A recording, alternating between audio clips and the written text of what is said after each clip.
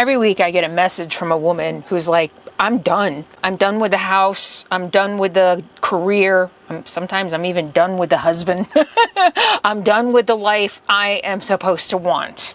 And then she asks me, is it worth it? So today, I'm actually going to answer that. There ain't nobody gonna do it for you. Got to find your own. So, you know what? The first thing I would tell her is that there's a huge gap between the fantasy and the reality. There's a huge gap between 95, I think, percent, 99. I wanted to say 99, but there's a huge gap between what you see online and the reality, especially with the whole hashtag van life culture. There are a lot of people out there who show these pristine, beautiful, uncluttered, perfectly clean vehicles, which I don't understand. Like nothing on the counters, not a speck of dust. There's that. There's the beautiful sunsets. There's the relaxing coffee shots. You know, I'm sitting outside enjoying my coffee. You know, the beautiful campsites, the freedom, the fact that there's no boss, and the open road. But what they don't show and what you don't see, and even on my channel, I do share the reality, but you're still only seeing like this much of it compared to even like if I'm going through a repair and I'm frustrated and you don't see sometimes the dozens of calls I have to make. You don't see the dozens of hours I spend having to research an issue or a problem or where to take my RV. So you don't see everything that goes into the repairs that have to be made, the breakdowns, the weather, the uncertainty, the planning, the decision fatigue alone, especially when you're doing this alone, it gets exhausting. And the days when there just is nothing glamorous going on, the days when it's just like, okay, get up and pack up and be out of camp by 7 and then drive for 5 hours and, you know, well, a 5-hour drive and stopping for lunch in some ugly place and feeding my dog and feeding myself and maybe getting a 10-minute walk and then just camping wherever you can find for the night and unpacking again and eating whatever you for dinner. Oftentimes, you know, on a day like that, it's just junk food. You know, I've been doing this now for 10 years, not 10 months. And the reality is the fantasy, the shiny newness of it has worn off. And it's just life now. I think the vacation aspect of it wears off pretty quick for me. Maybe within the first year it wore off. For anybody out there who's been on the road, when did the vacation aspect of it wear off? And especially if you're working, it's not a vacation. I think that's a big part of what a lot of people miss, because a lot of us out here who are still of working age, we don't show you the days and hours that we sit behind the laptop. For those of us who work on the computer, the days and hours it spends to run a business from the road, all what goes into setting up a shot, of enjoying a cup of coffee early in the morning. Those are the things that you don't see, and that is the actual reality. So I do think that there is a little bit of a gap between the fantasy of RV life and the reality. The other thing that I don't see people talking about enough is that the freedom is real, but they don't talk about how much that freedom costs. The other thing I think, and I've talked about this, but it's been a while, is how you almost have to learn freedom. Freedom has to be learned. After living the life, we think we live free. We really don't. And it took me a while to learn how to live free. And what does that look like for me? That means realizing I don't have to be on a schedule. And I still fight with that. 10 years in, I still fight with that. The freedom means that I don't have to live on a schedule. I don't just have to go from point A to point B. I can stop 5 times if I want to. And those are the things that have to be learned. And I think especially around work, learning how to have freedom and not work so much, especially in this Puritan work culture that we live in the United States. I think it's a puritanical work culture. It's really hard to undo a lifetime of conditioning, of have to be here, have to produce, must get here, must get there, must hurry, must have a goal. Those are the things that are really, really hard to let go of. And especially, again, if you're working, that freedom has to be learned, and it also costs something. The cost is nobody's coming to rescue you, especially if you're going to do this alone.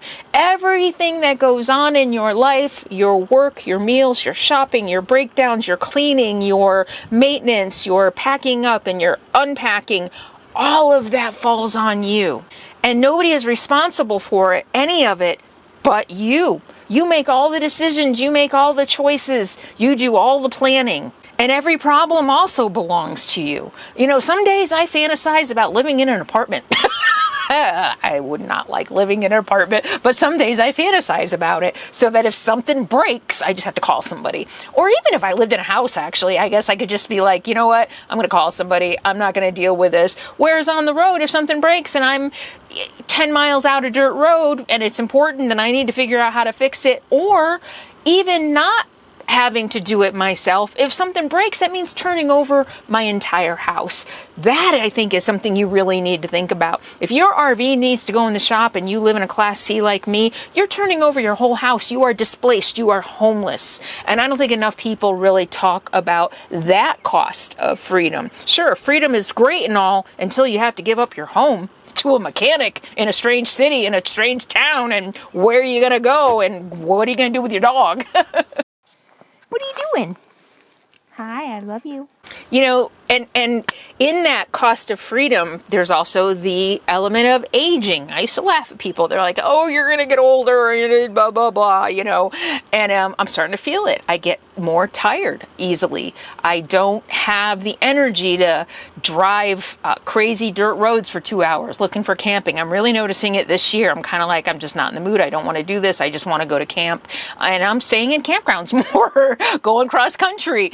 So the age thing is truly a consideration for being out here. And the cost of freedom is that things are harder. You have to exert yourself more. You're going to be tired probably more because it's a lot harder living this life than living a traditional sticks and bricks life. Recovery takes longer. If you get sick out here, what are you going to do? You take care of yourself. And caring for Sadie, boy, there's a lot of emotional weight in traveling with a dog.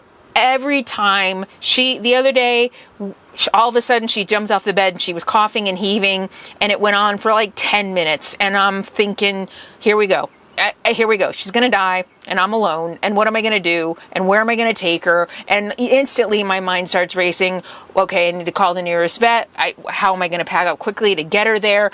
The emotional weight of traveling with a fur baby, boy, and you're doing that all by yourself. I think that might even be harder than taking care of myself, is taking care of another living human being. I just called her human being. Another living being that I love more than anything. And that can be really hard. And that doesn't mean that it's impossible. Everything is possible. I'm just giving you the reality. If you're thinking about giving it all up, I'm done, I want to give it all up. These are the realities that you're going to face. Because again, I think that there's a tendency online to minimize the challenges and focus on the positives. And I try not to do that on my channel. I have really been, since day one, wanting to show you how difficult it is. But even if I showed you every whiny, cranky moment and every failure and every time something goes wrong, even if I did show you all of that, it's still, I literally have to be filming my life 24/7 and nobody wants to see that. So even those of us who do try to bring you this life authentically, you're still only getting a fraction of the reality, right? Because you're not with me 24/7. You're not living it 24/7. So you can't possibly see the emotional drain, the emotional toll, the real cost of freedom. You know what else nobody tells you? After a while, you stop trying to prove how tough you are. I can't believe how many years I've lived in this RV without off-grid air conditioning. It's 90 degrees outside. I want to be able to keep Sadie and myself cool. And I can now with the portable power stations by Bluetti, and especially the Bluetti Elite 300, which I have been carrying with me for a long time, because it's got a 2400 watt pure sine wave inverter, which means it'll run my air conditioner off grid. With the 2400 watts of continuous power, it's going to run almost all of your electronics. And with 4800 watts in powerlifting mode, it'll jumpstart those electronics that take a lot of power in the beginning, like an AC.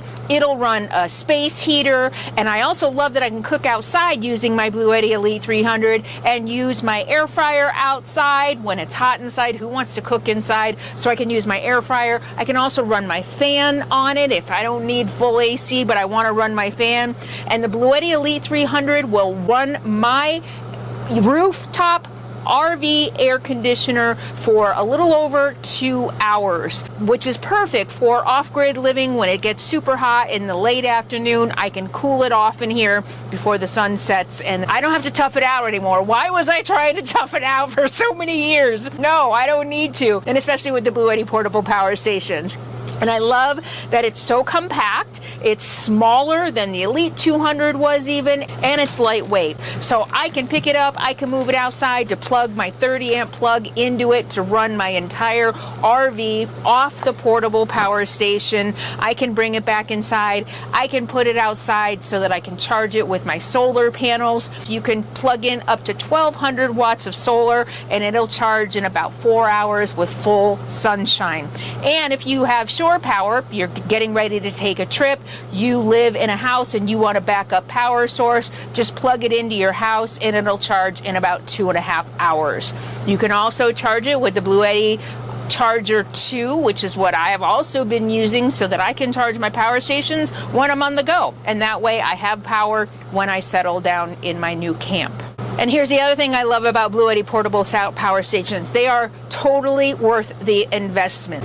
You're going to get up to 6,000 life cycles, up to 80% capacity. That means for most of us, it's going to last for the rest of our lives. And speaking of investment, if you have been on the fence, if you are in the market for a portable power station, now is the time to act. June 23rd through Friday, June 26th, Prime Day deals are happening. And I just saw that the Bluetti Elite 300 is only $999. That's 30% off the normal price. And they also have great deals for Prime Day on all of their power stations. So check the links in the video description below and get your backup power station if you live in a sticks and bricks, or your power station to just throw in the back seat of the car or the truck and take camping with you. Or if you want to run your AC off grid, how cool is that? That's freedom. Thanks, Bluetti, for sponsoring today's video. I think the most understated reality that nobody talks about, and I've been touching on this, is that the dream becomes normal. Think about anything that you fantasized about. Maybe moving to a new house, a new job, a new mate, a new partner, anything, a vacation even, that you loved going there the first time, and then after the 5th year, you're like, anything that you do becomes normal, and it becomes, I think for a lot of us, maybe not for everybody, but it becomes less exciting. Once it becomes normal, the novelty of it has worn off. And that's true with RV life too. When I first started my RV life, you know, I made friends. Bob and I made quick friends. We were friends right off the bat. We were just very like-minded, and we tried traveling together for a little while. And here's why. I will share this with you. I've never shared this before. One of the reasons it didn't work out was because I was brand new and he was on the road 10 years.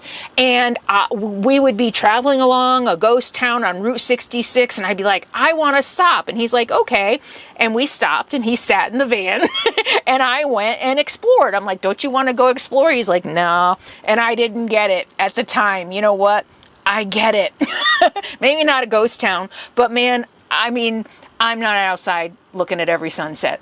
even though it can be a gorgeous sunset, I'm not outside looking at it. I've seen 1,000 sunsets, and when you do something 1,000 times, it becomes normal. The mountains become normal. Not to say that I still don't get excited by gorgeous views. You know, I mean, if I'm on a gorgeous drive and there's a gorgeous view, not to say that I don't get excited about it, but also as someone who has traveled this country back and forth so many times, I'm like, okay, here we go again, been there, done that.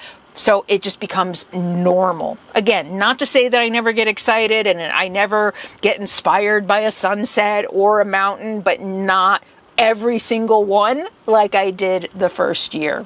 The freedom just becomes normal. I wish there was a way I could really even explain that. Right now, I see in comments every day, I wish I was you. I wish I could do what you do. I dream of being free.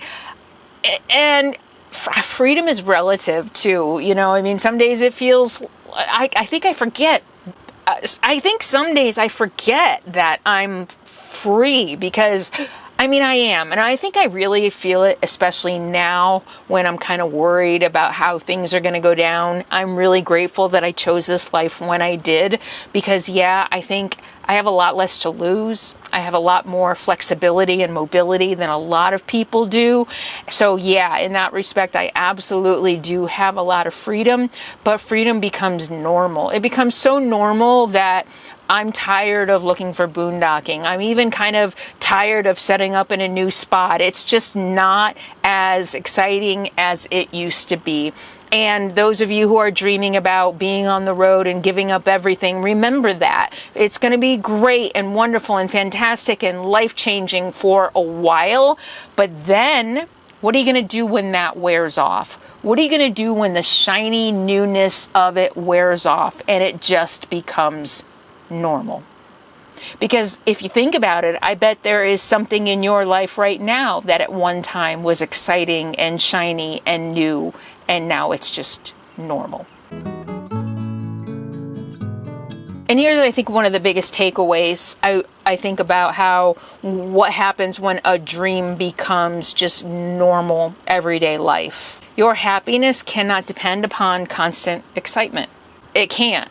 As someone who chases adventure and dreams and risk, and I have done that my whole life, take it from me, your happiness can't depend on chasing that 24/7, 365, because that's just not sustainable. Eventually, you have to build a life you still want, even when the adventure becomes ordinary. And I have been thinking about that a lot lately. That I stayed in a hotel again recently because it was super hot, and it was a nice hotel. It was one of the most comfortable stays I've had in a long time. It was quiet, the sheets were super soft and comfy, and it was a nice stay in a hotel. But the next night I got back in my RV and I was like, home. I don't need to escape from my life anymore. I think that's the biggest difference. It's not a vacation, it's not exciting, but I don't need to escape from my life anymore. While it's ordinary and it's not super thrilling anymore, there is still no place else I would rather be. And I think that's true freedom and true happiness. And I can take my home wherever I want it. And that's still a very real benefit of the life that I've chosen to live for 10 years.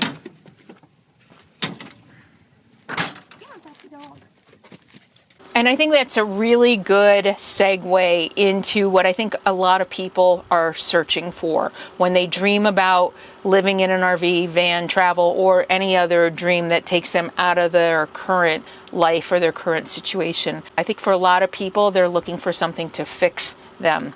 And let me tell you, I have said this a million times, and I want you to hear this loud and clear. This life will not fix you.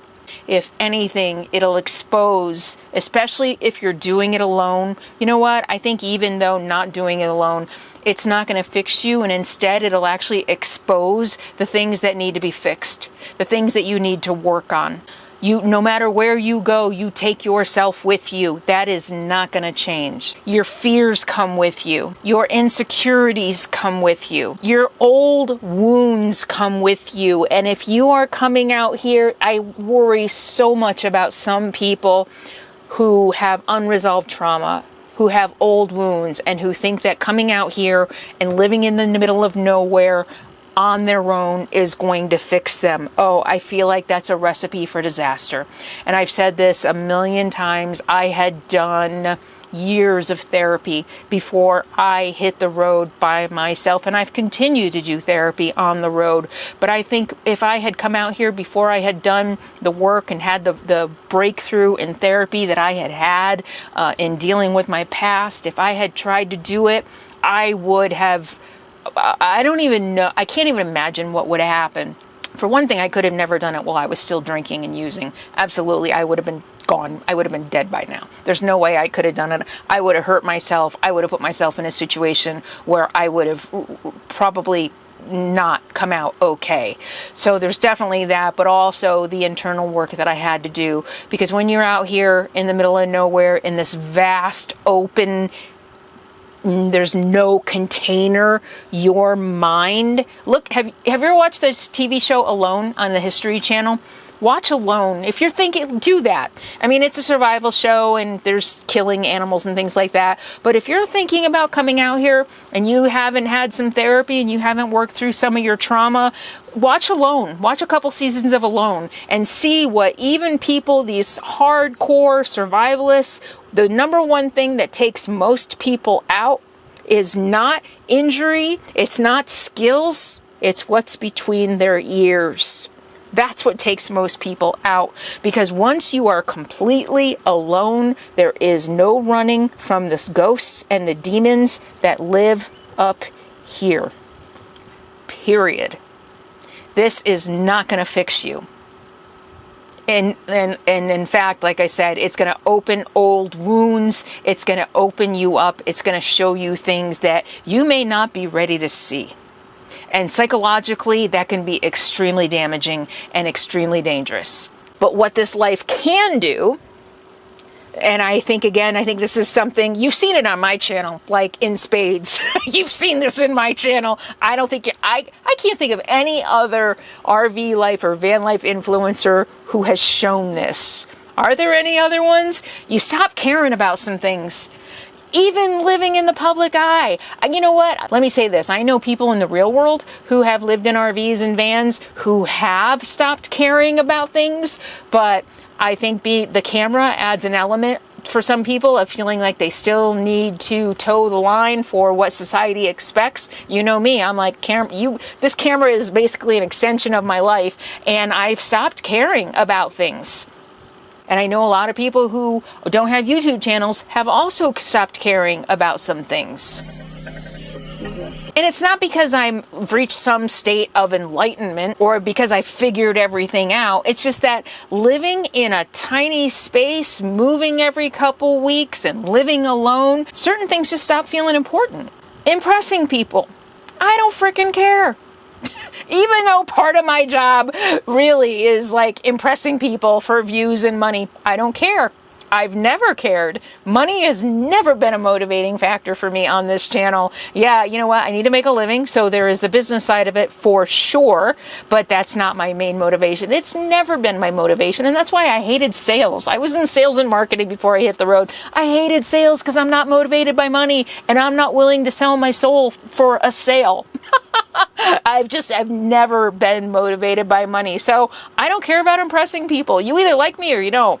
And yes, I know, I've recently talked about how comments can sometimes bother me. In the beginning, it was really, really hard. But let me tell you, let me share something about that. You know, I've gotten to the point after 10 years of doing this where 99.999% of comments do not bother me.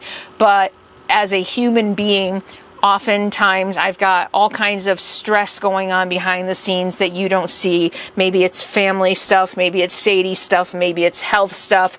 And when you're already not feeling 100% emotionally, physically, or whatever, your gate for bullshit kind of gets lowered. So yeah, you know what? Every once in a while, a comment still bothers me, but that doesn't mean that it's about impressing anybody. You know, for me, often what it's really about is just I can't believe how horrible some people can be. or how thoughtless some people can be. And that's kind of more, it's not about me. It's not about, oh, you know, you're being mean to me. It's just, wow, my faith in humanity just has been diminishing year after year after year. But it is not about trying to impress anybody. That is one of the things that I stopped caring about. Within the first few years, I don't have to impress anybody. The other thing is I don't have to keep up with everybody else. I was thinking about Nomadic Fanatic the other day, and because he was the first one I found on YouTube. He is the reason I am on the road, because I saw Nomadic Fanatic. I'm like, wow, this guy is younger than me. He's living in an RV. I can live in an RV. You know, Bob Wells was doing the van thing, and I think I found Bob after, but Nomadic Fanatic is why I am out here. And I think about him, and I saw the more successful he got, he upgraded his RV. He keeps upgrading. He keeps buying stuff. He keeps doing this. He does RV life differently than I do, and that's fine. No judgment. But that I don't have to keep up with expectations. I don't have to keep up with other people. I don't need to overreach and overextend myself to buy a new RV, because I'm not trying to keep up with anybody. You know, I can be surrounded by $1 million, $750,000 RVs. I don't care. I don't care. I don't care what my RV looks like. Boy, does that bother people. Boy, does that bother people. But I don't care. I don't have to keep up with anybody else. The only person I have to please at this point in my life is moi and my dog. And the question I get most often, and the concern I see most often about people who are thinking about living this life, is the loneliness question. Don't you get lonely? I don't. Very, very, very rarely. Seriously, I can probably count on this many hands, 2 hands, how many times I have been lonely in this life. And yeah, you know what? I think a lot of those were after Capone passed, and that year that I lived in an RV by myself without a companion. I do think that having a dog does matter, make a big difference in loneliness. But I am also someone, I am far more lonely around other people still to this day. I feel more lonely. I feel lonely around other people because most of the time I don't feel seen, I don't feel heard, things like that. But by myself, I don't feel lonely. I learned a long time ago that I am completely comfortable. I'm an introvert, and I am completely fine being alone in my own skin. But that's not the reality for a lot of people. And if you're thinking about living this life, it's definitely a consideration. Can you go camping for 2 days and just sit in nothingness without feeling alone? If you can't, that's definitely something to consider before giving up everything and buying an RV and traveling the country alone. Or are you someone who constantly has to have noise in the background? Music, TV.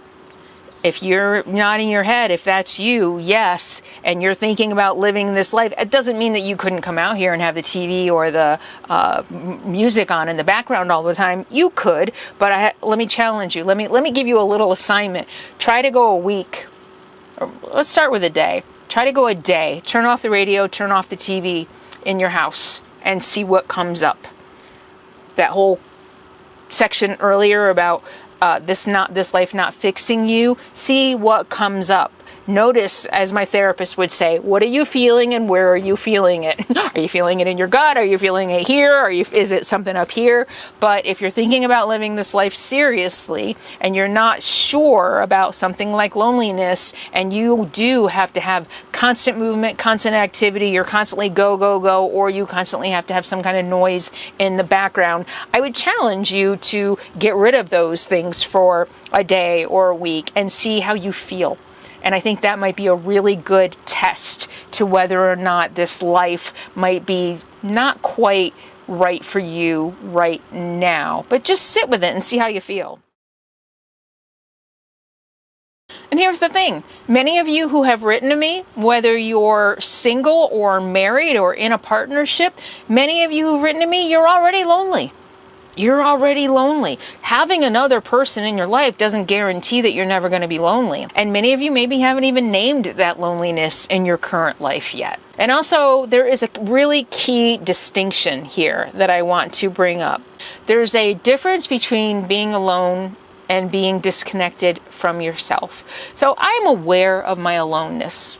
More so in the beginning, I was very aware of it. I was like very aware that when I went to a museum or ate in a restaurant or went on a tour or went on a whitewater rafting trip, I was very aware that I was there doing it alone. I didn't have anybody with me. But when you're connected to yourself, that aloneness doesn't matter as much because you're enough. The difference between being alone and being disconnected from yourself, I think that loneliness might come in if you are feeling disconnected from yourself and you need connection to another human being to feel less alone or to not feel lonely. That's just a thought. Maybe it might resonate with you, maybe it won't. But here's what I will say. Solitude, once you learn it, once you master it, it freaking changes you. It'll change you for the rest of your life. And I think my first try at solitude, or my first experience with solitude, was when I hiked the John Muir Trail. And I spent 26 days alone in the wilderness backpacking, and it freaking changed me. Life changing. Never go back. That's what led to living in an RV. But once you master being alone to the point of not just tolerating it, but actually enjoying it and maybe even preferring it, oh boy, you become, dare I say, the most pure, authentic version of yourself. And for many of us, the most happy and content version of ourselves when we truly master solitude. I think so. So to go back to all those women who have written to me over the years asking me if this life is worth it.